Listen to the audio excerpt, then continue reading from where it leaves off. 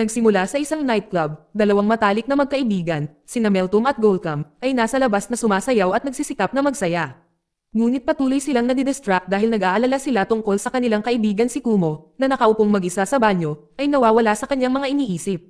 Nalungkot si Kumo matapos malaman na ang kanyang dating kasintahan ay kakasal na. Sinubukan niyang itago ito at sumama muli sa kanyang mga kaibigan, pinipilit ang ngumiti at nagkukunwaring maayos siya. Ngunit patuloy na namumuo ang sakit hanggang sa hindi na niya pigilan ang kanyang mga luha. Sa huli, nagpasya siyang umalis ng maaga at umuwi. Pagkalipas ng 3 taon, nakatira na si Kumo sa Istanbul at isa na siyang abogado ngayon. Siya ay malapit nang humarap sa isang kaso ng diborsyo sa Izmir, ang lungsod kung saan siya ipinanganak at din ang lungsod na nakatali sa ilan sa kanyang pinakamadilim na mga alaala. Bago ang paglalakbay, kinausap niya ang kanyang psychiatrist, si Gaffer, at hiningi ang kanyang opinyon. Hinikayat siya ni Gaffer na tumigil sa pagtakbo mula sa nakaraan at sa wakas ay makipagkasundo dito. Isinapuso ni Kumo ang payong iyon, nagpasya siyang tanggapin ang kaso at bumalik sa Izmir. Pagbalik sa Izmir, isang gwapo, atletikong lalaki na may manipis na biguti ang natutulog sa isang sopa. Ang pangalan niya ay Fatih. Siya ay biglang nagising nang dumating ang kanyang matalik na kaibigang si Duan. Pareho silang may parehong malaking pangarap. Gusto nilang maging isang matagumpay na banda. May dala si Duan na kakatuwang balita. May konsyerto na magaganap sa gabing iyon. At dahil ang tagapag-ayos ng kaganapan ay kaibigan ni Davin, sila ay inalok ng pwesto bilang pambungad na akto. Nagatubili si Fatih. Pakiramdam niya ay hindi pa siya handa para sa isang entablado na ganoon kalaki at higit pa dyan, malayo ang lugar. Mas malala pa, binawi na ng kanyang ama ang kanyang kotse. Ang ama ni Fatih, si Salem, ay isang mayamang lalaki sa negosyo ng pagrente ng kotse, at patuloy niyang pinipilit si Fatih na sumali sa kumpanya ng pamilya. Pero tumanggi si Fatih, gusto lang niya habulin ang kanyang pangarap sa musika. Habang papunta sa paliparan, nakatanggap si Kumo ng mga mensahe tungkol sa nalalapit na kasal ni Meltom. Agad na nilagay siya nito sa isang mahirap na sitwasyon. Bahagi sa kanya ang gustong makasama ang kanyang kaibigan, ngunit ang isa pang bahagi niya ay natatakot na makasalubong ang kanyang dating kasintahan, na halos tiyak na dadalo sa kasal na iyon. Samantala, nagpasya si Fatih na sumabak.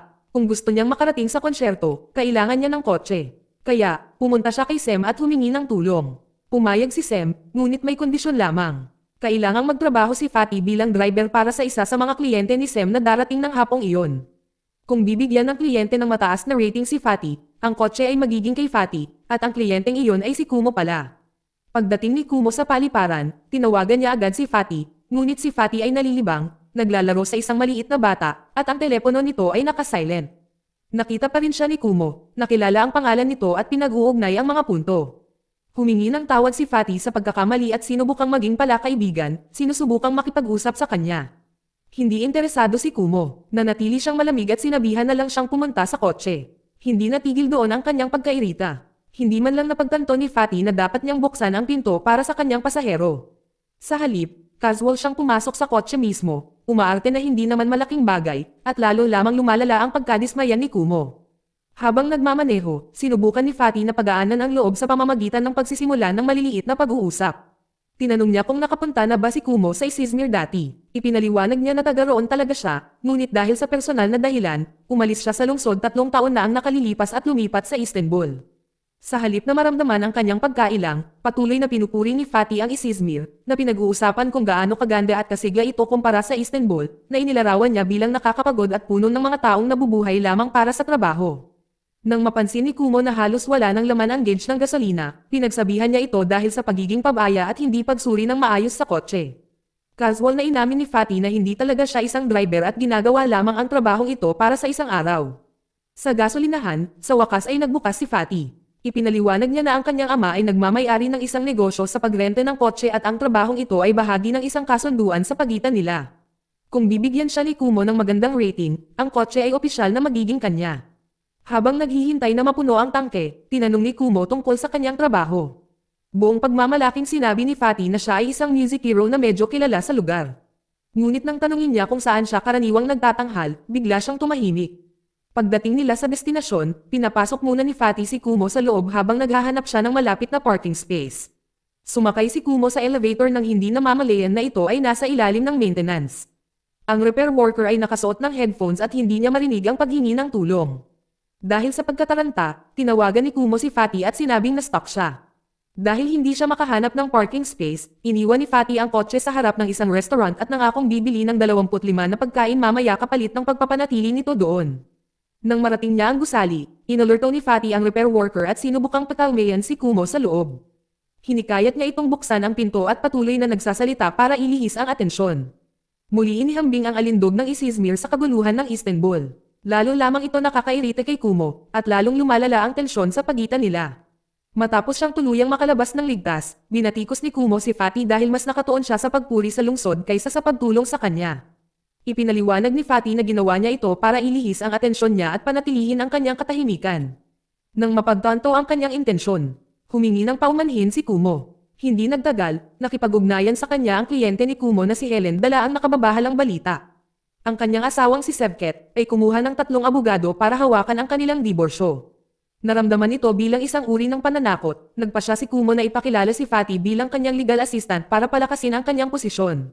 Sa wakas ay nagsimula na ang proseso ng pamamagitan.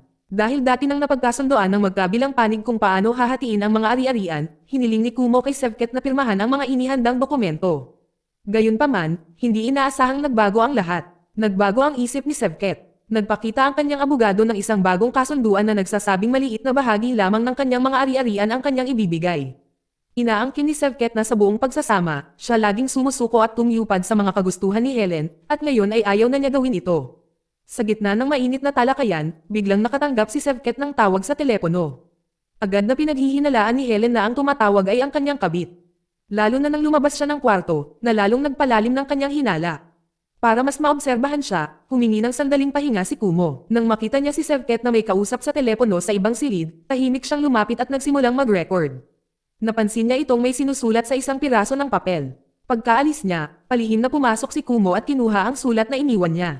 Samantala, nagsalita si Helen kay Fatty at inamin na mahal pa rin niya si Sevket ng lubos.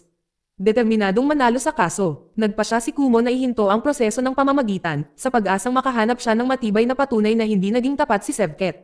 Bago umalis, casual na ipinaalala ni Sevket kay Helen ang nalalapit na kasal ng anak ng isang kaibigan na nagngangalang Meltom. Lumalabas na ito si Meltom ang taong nakatalik na kaibigan ni Kumo.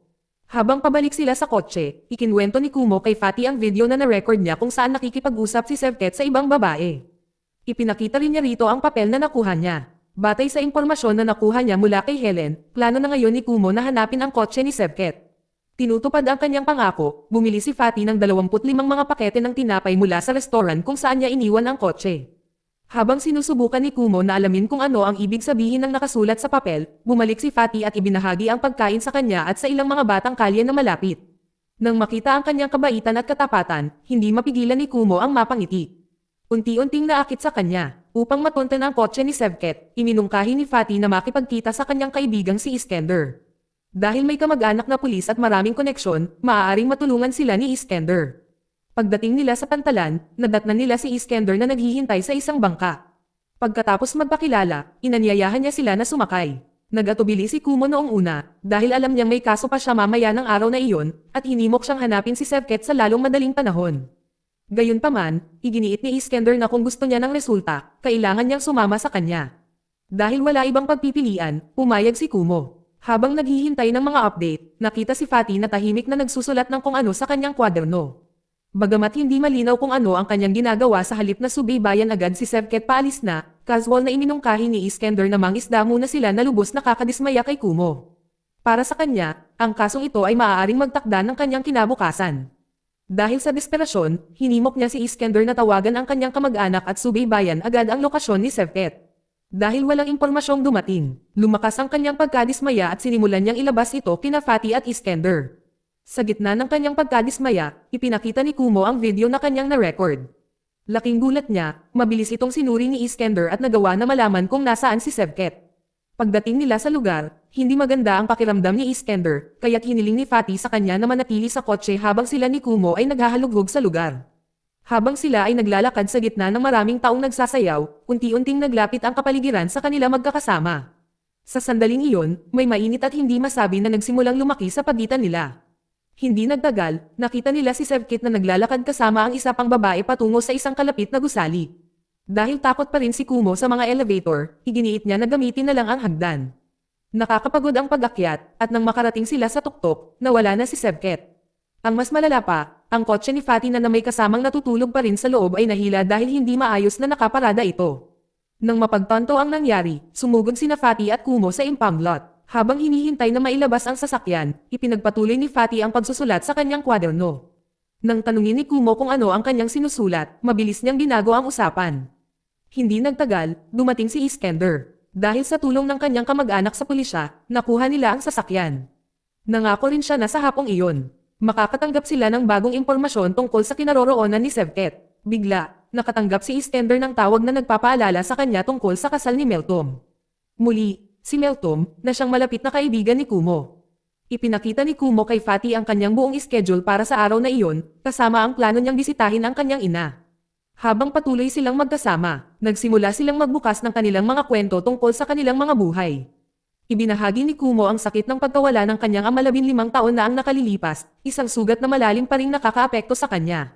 Pagkatapos ay tinanong niya kung bakit pinili ni Fatty na maging isang music hero kung madali sana niyang mapapalitan ang negosyo ng kanyang ama.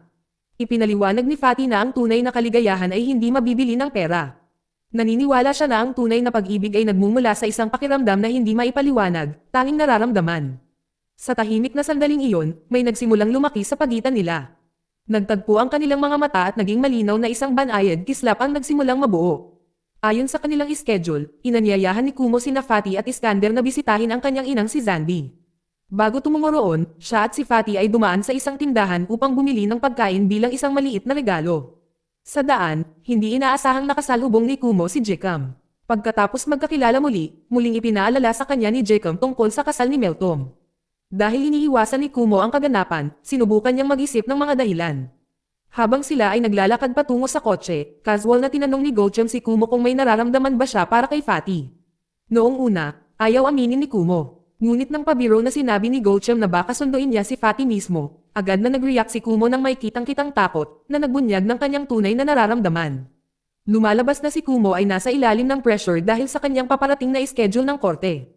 Kasabay nito, si Fatty ay nakikipagkarera rin sa oras dahil mayroon siyang pagtatanghal kasama si Davin sa bandang hapon. Kung magiging masyadong mahigpit ang sitwasyon, ang plano ay si Iskender ang maghahatid kay Kumo. Habang sina Fatty at Davin ay papunta sa konsyerto gamit ang van ni Iskender, pagdating nila sa dagat kung saan nagpapahinga si Zeep, pinili ni Kumo na manatili sa loob ng kotse sa halip na lumapit agad sa kanyang ina. Sina Gulcham at Iskender ang lumapit upang batiin si Zeep. Nang tanungin ni Fatty kung bakit niya iniiwasan ang kanyang ina, sa wakas ay nagsalita si Kumo tungkol sa masasakit na alaalang bumabagabag pa rin sa kanya at ang dahilan kung bakit niya lubos na kinamumuhian ang lugar na ito. Ilang taon na ang nakalilipas, ang kanyang ama ay nagtrabaho bilang isang opisyal ng gobyerno sa Istanbul habang ang kanyang ina ay taga-Izmir. Ang kanilang pamilya ay dating namuhay ng masaya hanggang sa kumbonsihin ni Zeep ang kanyang asawa na lumipat sa Izmir. Mula sa sandaling iyon, ang lahat ay nagkawatak-watek. Dahil sa kanyang katapatan at posisyon, ang ama ni Kumo ay nagkaroon ng makapangyarihang mga kaaway. Kalaunan ay inakusahan siya ng katiwalian at ang pressure ay sumire sa kanyang emosyonal na aspeto hanggang sa siya ay pumanaw. Simula noon, sinisi ni Kumo ang kanyang ina sa lahat ng nangyari. Matapos ipakilala si Fatty kay Zeep, binanggit ni Kumo ang kasal ni Meltom at hiniling sa kanyang ina na kunin ang damit na plano niyang isuot habang naghihintay sa labas. Ngunit bilang isang ina na hindi nakita ang kanyang anak na babae sa loob ng 3 taon, nagmakaawa si Zeep sa kanila na manatili ng kaunti. Sa loob ng silid, malumanay na hinikayat ni Fatty si Kumo na makipagkasundo sa kanya sa nakaraan at itigil ang pagsisi sa kanyang ina. Nang mapansin niya ang isang tungkod, siya ay naging mausisa kung kanino ito. Ang tanong na iyon ang nagtulak kay Kumo na ibahagi ang isa sa pinakamasakit na alaala ng kanyang buhay. Siya ay nagkaroon ng kasintahang nagngangalang Mit na lubos niyang mahal. Walang babala, nakipaghiwalay siya sa kanya at kalaunan ay nagpakasal sa ibang babae. Naguguluhan at sawi sa puso, hinarap siya ni Kumo sa paniniwalang niloko siya. Itinanggi niya ito, ngunit isang araw, nakita niya siyang may pagmamahal sa ibang babae. At sa sandaling iyon, nawalan siya ng kontrol at dumanas ng isang mapaminsalang aksidente. Inamin din ni Kumo na ayaw niyang dumalo sa kasal ni Meltom dahil alam niyang naroon si Might. Pagkatapos ay hinalok ni Zeep sa kanya ang isang damit na minsan niyang isinuot noong kanyang pakikipagtipan sa ama ni Kumo. Ang damit ay may malalim na emosyonal na kahulugan para sa kanya. Sa sandaling iyon, sa wakas ay napagtanto ni Kumo na ang kanyang ina ay tahimik na kinukupkop ang kanyang sariling kalungkutan at pangungulila sa lahat ng oras na ito. Sa kabilang panig, nakatanggap si Fatty ng tawag mula kay Davin na nagpapaalala sa kanya na maghanda para sa konsyerto. Dahil sa pagnanais na habulin ang kanyang pangarap, plano ni Fatty na humingi ng paumanhin kay Kumo. Ngunit nang makita niya itong suot ang kanyang damit, may nagbago sa kanyang kalooban. Ang kanyang mahinaong presensya at tahimik na kagandahan ay lubos na nakabihag sa kanya. Sa huli, pinili niyang manatili kay Kumo sa halip na magtanghal kasama si Davon. Habang papalapit ang oras ng pagdinig sa diborsyon ni Helen ay lalong nababalisa si Kumo habang sinusubukang intindihin ang kahulugan sa likod ng mga numerong isinulat ni Serket kanina. Matapos marinig ang isang pag-uusap sa telepono sa pagitan ni Zeep at kanyang kaibigan, sa wakas ay napagtanto ni Kumo na ang mga numero ay tumutukoy sa pangalan ng isang kalye sa lungsod. Iminungkahi ni Iskender na dumiretso sina Kumo at Fatty sa courthouse habang sila ni Zeep ay pupunta para tingnan ang address mismo. Habang nasa daan, nakatanggap si Fatty ng isa pang tawag mula kay Darren na ibinuhos ang kanyang pagkadismaya tungkol sa pag-iwan sa kanya para sa isang babae. Gayunpaman, ang kanyang galit ay mabilis na nawala nang makita niya ang magandang si Golsam. Kasabay nito, nagsimulang maging mas malapit sina Iskender at Zeep. Hindi nagtagal, nakita nila si Serket na naglalakad kasama ang isang kaakit-akit na babae. Nakuha nila ang mga litrato ng dalawa na magkasama at agad na ipinadala ang mga ito kay Kumo, na naghihintay sa korte kasama sina Fatty at Helen. Noong una, nag-alangan si Kumo na ipakita ang mga litrato kay Helen. Ngunit dahil alam niyang ito ang tamang gawin para sa kanyang kinabukasan, sa wakas ay ipinakita niya ang ebidensya. Sa kafe, masayang inanunsyo ni Goldem na opisyal na silang magkarelasyon ni Davern. Bilang isang kaibigan, malumanay na ipinaalala ni Kumo na huwag magseryoso ng masyadong mabilis, lalo na dahil halos hindi sila magkakilala. Dahil sa pagkadismaya, sa wakas ay isiniwalat ni Fatty na malalim pa rin ang hinanakit ni Kumo sa kaibigan. At iyon ang tunay na dahilan kung bakit tumatangging, dumalo sa kasal ni Meltom. Nasaktan siya sa revelasyon na ito. Hindi makapaniwala na dala pa rin ni Kumo ang napakaraming sakit. Ipinaalala niya sa kanya na si Mitt lamang ang nagpakasal sa kanyang kasalukuyang asawa pagkatapos ng kanilang paghihiwalay. Gayunpaman, tumanggi si Kumo na tanggapin ito at malupit na hinusgahan si Goldchum dahil sa pagkahulog niya sa isang taong tulad ni Davern na itinuturing niyang hindi maaasahan. Muling nagbago ang mga bagay nang ang sasakyan ni Fatty ay muling hinatak palayo. Natarante si Kumo dahil ang kanyang laptop at mahahalagang dokumento sa trabaho ay nasa loob pa rin. Bigla, isang aksidente sa trapiko ang nangyari na napilitan silang makitungo sa lokal na pulisya. Mabuti na lang. Pumayag ang kabilang panig na ayusin ang bagay ng mapayapa na nagpapahintulot kay Kumo na makalakad ng malaya. Laking gulat niya, ang taong sangkot sa aksidente ay ang music hero na nakatakdang magtanghal sa kasal ni Meltom. Matapos ang lahat ng nangyari, nakumbinsi si Kumo na hindi na siya nararapat sa lungsod. Nagpasya siyang bumalik sa Istanbul ng mismong araw na iyon. Si Fatty, na hindi sigurado kung ano ang sasabihin o gagawin, ay tanging nakikita na lamang ang kanyang pag-alis. Tahimik na nagpapasalamat sa kanya para sa maikli ngunit makabuluhang mga sandaling na kanilang pinagsamahan. Habang papunta sa paliparan, biglang nakatanggap si Kumo ng tawag mula kay Helen. Ipinaliwanag niya na mali siya tungkol kay Serket noon pa man. Ang babaeng nakita niyang kasama niya ay anak ng isang matandang kaibigan na nag-aalok sa kanya ng apartment. Dahil dyan, nagpasya sina Helen at Serket na kanselahin ang kanilang diborsyo. Matapos makuha ang kotse, nakaramdam ng kawalan si Fatty at piniling ibalik ito sa kanyang ama. Nang paalis na siya, nagulat siya sa pagdating ni Davern, Golam, Iskender, at Zeb. Dumating sila para sunduin siya at dalhin sa kasal ni Meltom. Bago umalis, ibinahagi ni Golim ang masayang sandali sa social media. Nang makita ni Kumo ang post, isang matinding pagkakasala ang bumalot sa kanya. Sa sandaling iyon, sa wakas ay napagtanto ni Kumo na ang kanyang pagkamuhi sa Izmir ay hindi tungkol sa lungsod mismo, kundi sa kanyang sariling sakit na hindi pa nalulutas. Malapit, isang pagdiriwang ng pagbibisikleta ang nagaganap, at isang ideya ang biglang pumasok sa kanyang isip. Siya ay lumapit sa mga kawani ng kaganapan at ipinaliwanag ang kanyang sitwasyon. Naantig sa kanyang kwento, pumayag silang pahiramin siya ng bisikleta. Habang papalubog ang araw, itinulak ni Kumo ang kanyang sarili na makarating sa kasal ni Meltom sa tamang oras. Samantala, nagsimulang dumating ang mga bisita sa lugar, kasama na si Fatty at ang iba pa. Isa-isa, inalay nila ang kanilang pagbati sa ikakasal. Hindi nagtagal pagkatapos, dumating si Kumo at humakbang papalapit upang magsalita sa lahat. Sa kanyang talumpati, hinahangad niya si Meltom ng panghabang buhay na kaligayahan. Humingi rin siya ng paumanhin sa lahat ng kanyang nasaktan. Sa loob ng napakatagal na panahon, naniniwala siyang ang Izmir ay isang lugar na puno lamang ng sakit. Ngunit ngayon napagtanto niya na ito rin ay isang lugar na puno ng pagmamahal at pangalawang pagkakataon, kasama na ang pagmamahal na natuklasan niya mismo. Naantig sa kanyang mga salita, humakbang si Fatty at sa wakas ay hinamin ang mga nararamdamang itinago niya sa loob.